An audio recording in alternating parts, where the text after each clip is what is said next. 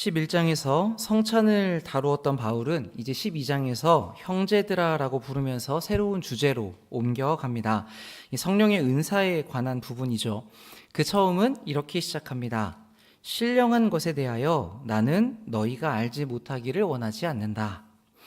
이 편지에서 바울이 무엇에 대하여라고 말을 하는 것은 고린도 성도들이 바울에게 먼저 질문한 것에 대해서 답할 때 사용을 하는 표현입니다. 고린도 교회가 엄청난 은사라는 복을 받았는데 그것 때문에 문제가 발생하게 된 것이죠. 그래서 바울에게 먼저 물어보았던 것 같습니다.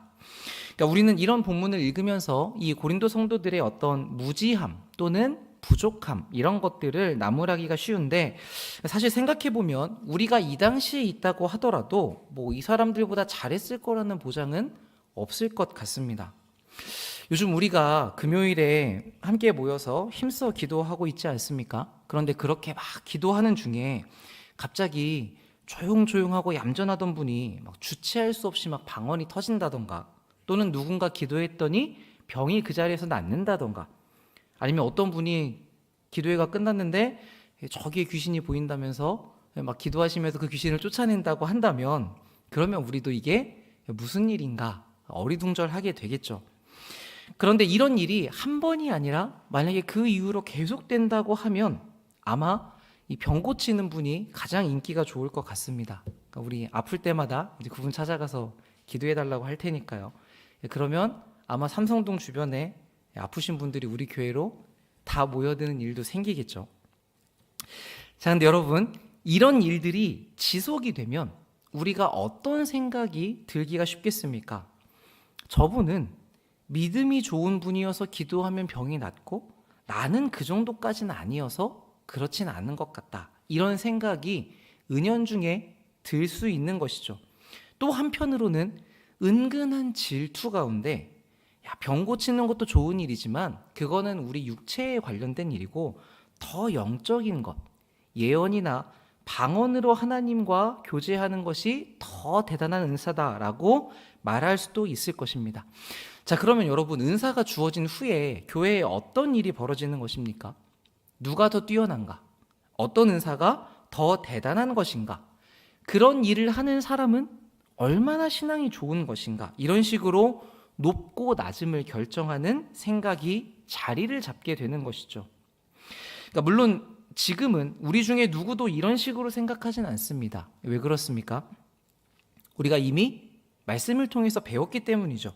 그런데 우리가 말씀을 통해서 이 얘기를 아무리 들어도 실제로 이런 일이 눈앞에 막 벌어지기 시작하면, 그러면 우리도 어떻게 될지 장담하기가 어려운 것이죠. 자, 그렇다면 여러분, 이런 상황을 가지고 다시 고린도 성도들을 본다면 어떻습니까? 이들은 우리처럼 이런 일에 대해서 미리 겪고 가르쳐주는 사람이 없었습니다. 그러니까 충분히 혼란스러울 수 있었을 것이고 이런 문제들이 생길만 했겠죠. 그러니까 오히려 그런 걸 생각해 본다면 우리가 이 사람들이 겪은 시행착오를 가지고 있으면서 기록된 말씀을 배웠으면서도 이런 부분에서 더 잘하지 못하고 있다는 점에서 겸손해질 수 있을 겁니다. 이런 부분을 우리가 조금 더 확장시켜 보면 우리는 우리 윗대의 신앙의 선배들을 쉽게 판단하지 않고 조금 더 이해할 수 있는 마음을 가질 수 있죠. 그러니까 사람은 대부분 자기보다 윗세대에 있는 사람들에 대해서 어느 정도의 불만이나 비판의식을 가지고 있습니다. 왜냐하면 그분들의 부족한 부분들을 우리가 보고 자라기 때문입니다. 그런데 분명한 것은 우리는 그분들이 이미 지불한 그 성공과 실패 위에 서 있는 것이죠. 지금 우리가 아무리 뛰어나고 잘하고 있다고 하더라도, 또 우리의 선배들이 어떤 부분에서 잘못한 점이 있다고 하더라도 결국 우리는 그분들의 수고와 헌신으로 이루어진 교회 위에 서 있습니다. 그러니까 여러분들의 자녀들이 여러분들보다 아무리 탁월하고 공부를 잘하고 똑똑한다고 하더라도 그 아이들은 부모님인 여러분들의 인생에 빚을 지고 있는 것이죠. 그것을 밟고 올라섰기 때문입니다. 그렇다면 우리도 우리 선배들의 시대에 그 상황에서 최선을 다해 오셨다는 것을 인정해 드리고 그 부분에 대해서는 감사할 필요가 있죠. 그런 마음을 우리가 가질 수 있어야 이 바탕 위에서 우리가 더 성장하고 성숙한 말씀과 신앙을 배울 수 있었다는 것에 감사할 수 있게도 됩니다. 자, 신기한 것은 우리가 이런 이해를 가졌을 때 우리는 지금 우리가 겪는 실패에 대해서도 크게 낙담하지 않을 수 있다는 것이죠. 사실 우리도 중간에 있는 계층이실 확률이 높은데 지금 우리가 헤아렸던, 우리가 선배들을 헤아렸던 그 헤아림으로 우리 아이들로부터 헤아림을 받고 있지 않습니까? 그러니까 여기서 우리도 우리는 참 잘하고 있다라고 말하기가 어렵죠. 그러니까 잘 해보려고 하지만 실수도 하고 안 되는 부분이 있습니다. 그런데 우리 선배들의 그 인생 위에 우리들을 세우셨던 것처럼 모든 것을 하나님께서 선으로 만들어 가신다는 것을 우리가 믿기 때문에 지금 우리의 부족함이나 실수가 있더라도 우리가 그렇게 자책하거나 낭망하지 않고 아이들의 또 충고를 받아들이며 계속해서 노력해 갈 수 있는 것이죠. 그러니까 이렇게 우리가 하나님의 손에 붙잡혀 여기까지 왔고 또 앞으로의 세대도 붙들려 갈 것이다 라는 것을 믿는 분들은 그 이전 시대의 어르신들을 존경하고 다음 세대의 아이들을 사랑하면서 말씀을 따라 자기를 개혁해 가려는 노력을 멈추지 않습니다. 그러니까 이것이 우리가 가져야 되는 마음이고 또 우리가 나아가야 될 방향이죠. 우리가 이렇게 갈 때에 이 모습을 보고 자란 아이들이 또 건강하게 성장할 수 있게 됩니다. 자, 그런데 우린 여기까지 왔지만 이 예전의 고린도 교회는 훨씬 어린 교회였기 때문에 여기까지 오지 못하고 누가 큰가, 어떤 것이 더 대단한가라는 수준에 머물러 있었습니다. 그러니까 어떤 은사가 더 나은 은사인지를 바울에게 물어봤을 수 있겠죠. 그래서 바울이 그 오늘 12장 뒷부분에서 너희가 더 큰 은사를 구해라 라고 가르쳐 준 것으로 보입니다. 자, 근데 물론 그렇다고 해서 여러분, 이 사랑이 가장 1급이고 예언과 방언이 2급이고 뭐 병고침과 귀신 쫓아내는 게 3급이다. 이런 식으로 나누어지는 것은 아닙니다. 그런데 우리는 오늘 이 12장의 말씀을 보면서도 이런 식으로 받아들이기가 쉬운 것이죠. 그러니까 사실 이런 은사에 대한 오해는 영적인 것에 대한 전반적인 이해, 즉 하나님이 어떤 분이신지, 하나님이 어떤 방식으로 일하신지를 아는 것과 밀접한 관련이 있습니다. 그래서 바울이 이 내용을 중요하게 여겨서 12장, 13장, 14장까지 길고 심도 있게 다루고 있습니다. 그리고 그 시작부터 어떻게 이야기하냐면 너희가 이거를 알아야 돼 라고 시작하지 않고 지금 모르고 있는데 그러기를 내가 원하지 않는다. 반드시 알아야 된다라고 강조하면서 이야기하고 있죠. 그 내용이 무엇에 대한 것이었습니까? 신령한 것에 대한 내용이었습니다. 시대를 불문하고 신비한 체험은 성령의 역사로 여겨지는 경우가 많았습니다. 이 당시 고린도 사람들도 그렇게 여겼기 때문에 서로 경쟁적으로 방언하고 예언하려고 했죠. 그리고 그런 식으로 자기가 대단하다는 것을 드러내는 데에 이 하나님의 은사를 이용했습니다. 그리고 실제로 이 고린도 도시에서는 우상을 섬길 때에도 신비한 상태에 이르는 어떤 영적인 형상이 있었다고 합니다. 그러니까 우리로 치면 그 무당이 신내림을 받는 것과 비슷한 것일 수 있겠죠. 그래서 이런 배경에 살던 사람들에게 이 신비한 은사가 주어지다 보니까 야, 하나님도 이렇게 이런 식으로 이런 능력과 신비함으로 일하시는구나라고 생각을 했던 것 같습니다. 그래서 바울이 성령의 일, 이 신령한 것이 무엇인지에 대해서 기초부터 가르치기 시작합니다. 그게 3절입니다. 그러므로 내가 너희에게 알리노니 하나님의 영으로 말하는 자는 누구든지 예수를 저주할 자라 하지 않고 또 성령으로 아니하고는 누구든지 예수를 주시라 할 수 없느니라. 자, 바울은 이 성령이 하시는 일을 신비한 능력이나 초자연적인 사건이라고 이야기하지 않죠. 뭐라고 이야기하고 있습니까? 예수님을 아는 것, 예수님을 주인으로 고백하는 일이라고 이야기합니다. 그러니까 기적이 벌어지든 그렇지 않든 어떤 형태건 간에 이 현상들은 하나님이 지금 일하고 계시다는 것을 보여주는 수단일 뿐이고 그걸 통해 드러내고자 하는 목적이 어디에 있는가 하면 성령님의 일하심은 예수 그리스도를 나타내는 것에 있다는 것이죠. 그러니까 정상적인 사고를 가진 사람이라면 어떤 사람도 최악의 사형수에게 자기의 인생을 걸지는 않을 것입니다. 그런데 우리 예수님을 경험한 사람들은 하나님께 저주를 받아서 나무에 달렸다고 알려져 있는 이 십자가의 예수를 우리의 주인이라고 고백을 하죠. 그러니까 이것은 오직 성령으로만 가능한 일입니다. 그리고 이렇게 한 사람의 인생이 뒤집히는 것, 그것만한 기적이 세상에 또 없는 것이죠. 자, 그럼 여러분은 어떻게 생각을 하십니까? 내가 예수 그리스도를 주인이라고 고백하는 것이 그것이 성령님의 일하심이라고 인정하십니까? 어쩌면 우리에게는 이 고백이 너무나 익숙해졌는지도 모르겠습니다.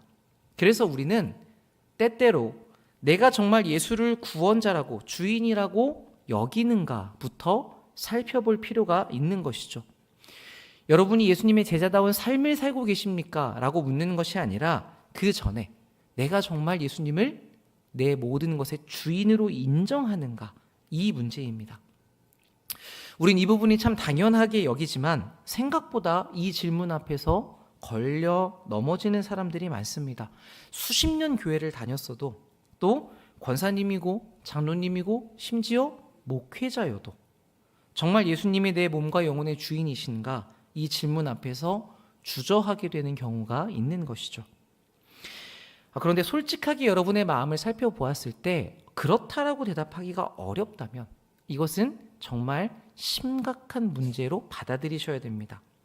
그러니까 이 내용은 우리가 신앙생활을 조금 못하고 있는가, 조금 잘하고 있는가 정도의 문제가 아니기 때문에 그렇습니다. 우리의 영원한 생명, 영생이 달려있는 부분이어서 우리가 더 중요하게 다루어야 하는 것이죠. 이 부분을 지금까지 덮고 오신 분이라면 신앙생활을 하면서 두렵거나 답답한 마음이 계속해서 있으셨을 것입니다. 나도 좀 제대로 신앙생활을 해보고 싶은데 뜨겁게 무엇인가 열정적으로 달려가고 싶은데 벽이 있는 것처럼 막히거나 무엇인가 발목을 잡는 것처럼 여겨질 때가 있죠. 예수님과의 인격적인 교제가 무엇인가? 하나님을 만났다는 게 대체 어떤 말인가? 더 나아가고 싶은데 잘 모르겠다처럼 막막해집니다. 이것은 아마도 내가 전혀 가망이 없는 파산해버린 죄인이라는 생각이 없기 때문이고 그래서 예수라는 구원자가 나에게 너무나 필요하다라고 인정하지 않기 때문일 수 있습니다. 이 영역이 아직 걸려 있는 것이죠. 그러니까 혹시 마음에 이 부분에 걸림이 있는 분이라면 이 피할 수 없는 문제를 꼭 정리하고 넘어가실 수 있으면 좋겠습니다. 우리의 구원에 대해서 십자가의 예수에 대해서 여러분이 듣고 알고 있는 내용이 내 것이 될 수 있도록 하나님께 기도하며 구하는 게 필요한 것이죠. 근데 이 결과가 어떤 신비한 체험은 아닐 수 있습니다. 그렇지만 말씀을 읽는 중에 기도 중에 하나님이 분명하게 믿어지는 이 확실한 일이 벌어지죠. 부인할 수 없는 때가 옵니다. 그리고 아까 대표로 기도하셨던 것처럼 예수님 한 분만으로 우리의 모든 것이 충만해지고 충분해지는 때가 옵니다. 새벽 기도나 금요 기도나 또 우리 11월에 이어지는 여러 기도회가 이런 돌파를 꾀할 수 있는 좋은 기회가 될 수 있겠죠. 그러니까 여러분 여기에 매달려 보시고 여러분이 아니라 주변의 우리 지체들 중에도 이 문제에 대해서 명확하게 대답할 수 없는 분이 있다면 그러면 함께 이 부분을 여러분이 같이 기도하시며 독려하시면 좋을 것 같습니다. 이 언덕을 넘어서야 그래야 예수를 내 주인으로 고백해야 그래야 이게 성령의 일하심이라는 것을 우리가 진정으로 알게 됩니다. 왜냐하면 그전까지는 내 힘으로 도대체 안 되던 일이 우리에게 벌어지는 것이기 때문이죠. 그러니까 바울은 이렇게 성령의 일하심이 무엇인지를 분명하게 한 뒤에 은사에 대해서 이야기하기 시작합니다. 근데 여기서 이 바울의 지혜로움이 잘 드러나죠. 고린도 사람들은 바울에게 영적인 것에 대해서 물었습니다. 그러니까 이 사람들에게 영적이라는 것은 어떤 신비한 것, 높고 낮음이 있는 개념이었거든요. 그런데 바울은 이 영적인 것이라는 표현을 뭐라고 바꿉니까? 은사라고 바꾸어서 이야기합니다. 여러분 아시는 것처럼 은사란 무엇입니까? 은혜 은자에 줄 사자를 써서 은혜로 주는 것입니다. 값없이 주는 선물이라는 말이죠. 그래서 저는 이 은사라는 표현이 원어의 뜻을 너무나 잘 살린 번역이라고 생각합니다. 자, 그런데도 우리는 이 은사를 무언가 초자연적인 능력이라고 여기는 선입관이 있어서 은사라는 단어를 오해하기가 쉬운 것이죠. 그래서 저는 여러분들이 앞으로 은사라는 말을 보시면 선물이라고 바꿔 읽으시면 더 이해하기 좋으실 것 같습니다. 그렇게 우리가 4절을 읽어보면 어떻게 됩니까? 선물은 여러 가지나 성령은 같다가 되죠. 자, 여기서 이 반복적으로 나타나는 여러 가지라는 표현은 여러 종류를 말하는 것이 아니라 전체인 하나를 조각내어 나눈다는 의미입니다. 제가 예전에 이 퍼즐이라는 것으로 빗대어서 설명을 드린 적이 있죠. 그러니까 뭐 마이크, 스피커, 종 이렇게 다른 종류들이 아니라 전체 그림을 조각낸 한 피스를 말하는 겁니다. 그럼 그렇게 바꾸어서 여러분 4절부터 다시 읽으면 어떻게 됩니까? 선물은 조각조각이지만 성령은 같고, 직분도 조각조각이지만 주는 같으며, 사역도 조각조각이나 모든 것을 모든 사람 가운데서 이루시는 하나님은 같다가 됩니다. 그럼 여러분 이렇게 읽으시면서 어떤 마음이 드십니까? 여러 종류 중에서 내가 더 뛰어나야겠다라기보다는 우리가 서로 잘 맞춰가야겠구나, 함께 해야겠구나라는 이런 마음이 저절로 드시죠. 그러니까 본문이 신령한 것, 은사에 대해서 우리를 교훈하는 내용은 바로 여기에 있습니다. 자, 그렇다면 하나님은 모세처럼 한 사람을 세워서, 대단한 사람을 세워서 일하셔도 될 텐데 왜 이렇게 은사를 조각조각 나누어 주셨는가 하는 생각이 드실 수도 있겠죠. 그 대답이 7절에 이어집니다. 우리 같이 읽어보겠습니다. 시작. 각 사람에게 성령을 나타내심은 유익하게 하려 하심이라. 아멘. 하나님께서 각자에게 성령을 나타내신 목적이 어디 있다고요? 유익하게 하려고요. 그러니까 바울은 지금 계속해서 고린도 성도들에게 이야기하는 관점이 명확합니다. 이걸 해야 된다, 이게 법이다, 이걸 안 지키면 안 된다, 이런 행동의 규칙을 넘어서서 하나님께서 어떻게 너희를 유익하게 하려고 하시는지를 가르쳐주고 있는 것이죠. 그래서 하나님의 의도를 알고 너희가 그 내용을 가지고 정말 유익을 얻고 있는가, 어떤 유익이 있는가를 점검하며 행동하라고 가르칩니다. 자, 여기에 필요한 내용이 11절에 나옵니다. 8절부터 이제 그 당시에 있었던 여러 은사들을 쭉 나열한 뒤에 11절, 이 모든 일은 같은 한 성령이 행하사 그의 뜻대로 각 사람에게 나누어 주시는 것입니다. 그러니까 선물을 조각조각 내는 건 누구의 뜻이라고요?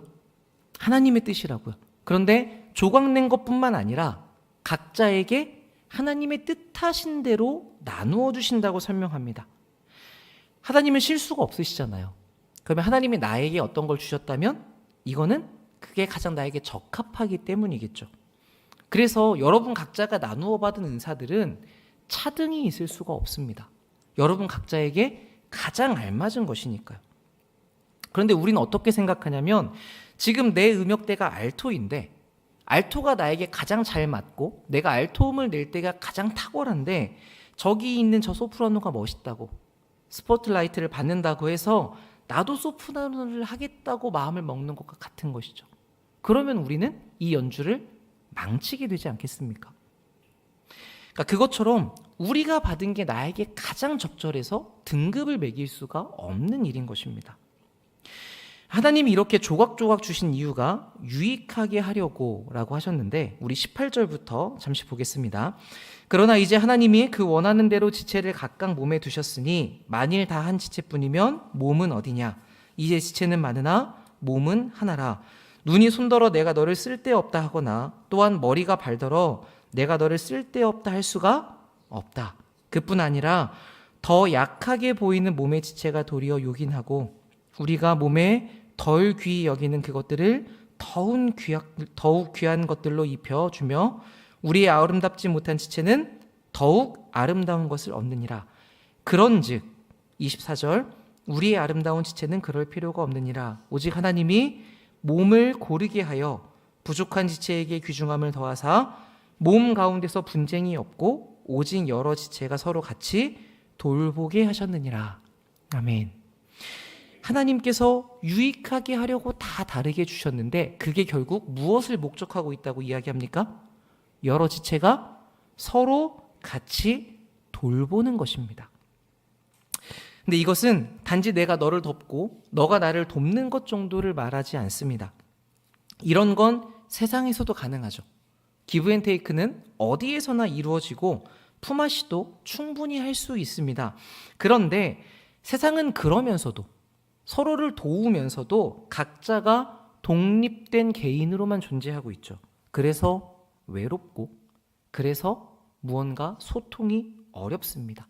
그러니까 자기의 이익을 위해서 도움을 받고 도움을 주는 것뿐이에요. 반면에 우리의 돌봄은 전혀 다른 뿌리를 가지고 있습니다. 26절을 보겠습니다. 만일 한 지체가 고통을 받으면 모든 지체가 함께 고통을 받고 한 지체가 영광을 얻으면 모든 지체가 함께 즐거워하느니라. 너희는 그리스도의 몸이요 지체의 각 부분이라. 이 말씀에서 보시듯이 우리의 돌봄이라는 것은 필요한 무엇을 주고받는 정도가 아닙니다. 하나로 연결되고 연합된 몸이라는 점에서 훨씬 더 특별함을 가지는 것이죠. 지체가 힘들 때 우리가 주님 안에서 함께 고통을 느끼는가? 여러분, 여기서 고통을 느껴야만 한다가 아닙니다. 나를 고통스럽게 만들어라가 아닙니다. 그렇지 않다면 내가 아직 이 지체를 한 몸으로 여기지 못하고 있구나. 이 부분을 살펴봐야 되는 것이죠. 어떤 지체가 영광을 받을 때에도 우리가 내일처럼 즐거워하는가? 그렇지 못하다면 그러면 우리는 아직 성령의 일, 성령 안에서 하나됨이 무엇인지를 그만큼 경험하지 못하고 있다고 이야기할 수 있는 것입니다. 그래서 우리는 이 말씀을 우리가 다 지체고 한 몸이고 하나죠 라고 이야기할 게 아니라 우리의 삶에서 우리가 느끼는 바에서 이 말씀을 가져와 깊이 묵상해 볼 필요가 있는 것이죠. 자, 여기까지 우리가 본 말씀을 잠시 정리해 보겠습니다. 바울이 말한 신령한 것은 무엇입니까? 그것은 성령이 하시는 일인데 예수를 주인이라고 고백하게 하는 일, 그리스도를 따르게 만드는 일입니다. 자, 그런데 이 성령께서 우리에게 어떤 유익을 주신다고요? 기적과 신비로 능력을 행하는 것, 이게 다가 아니라 그런 것들을 조각조각 나누어 주셔서 우리가 예수님을 머리로 하는 하나된 몸이라는 것을 알게 하시는 것입니다.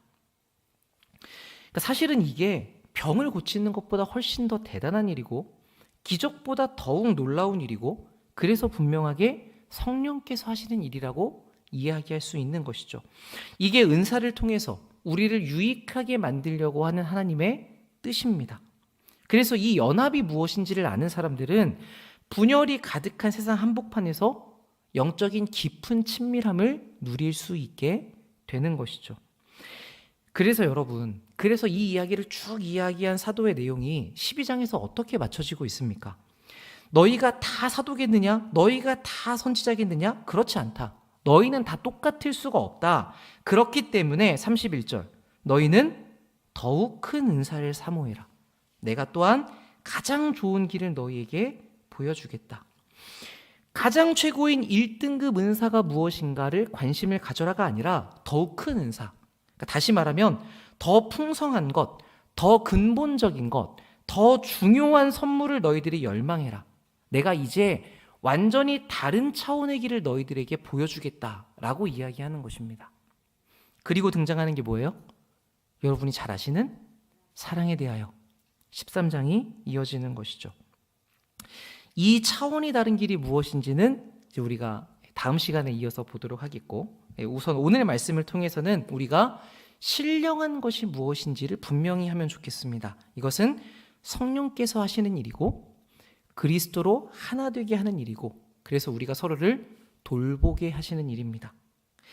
물론 어떤 기적들이 일어나면 좋겠죠. 병 고치는 은사가 생기면 우리 교회가 금방 10,000명이 될 수도 있을 겁니다.